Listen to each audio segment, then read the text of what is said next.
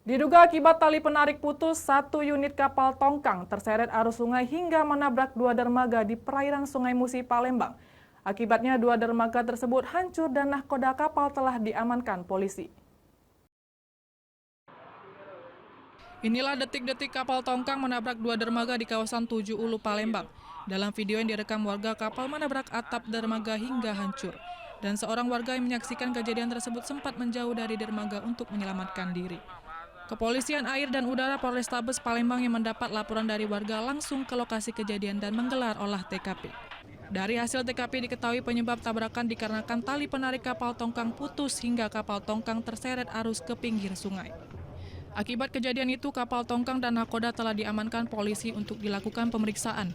Jika ditemukan unsur kelalaian nakoda kapal akan dikenakan pidana. Yang kita lihat ya? Jadi kan Malang dari sini kan? Malang. Waktu Malang dia kan ke sini. Nah, itu nanti tidak ambil nomor depan itu langsung di ini di antaranya itu kan? Nah, di situ kan tadi kena galau di sini tadi nah. Kita jam 7 pagi tadi. Itu kapal apa, Pak? Batu bara. Tongkang. Bukannya kapal batu bara, tongkang. Tongkang. Iya. Saat ini kondisi rusak karena tersenggol oleh kapal tersebut. Namun untuk saat ini tongkang dan kapalnya kita amankan di perairan Gandus untuk mengantisipasi hal-hal seperti ini.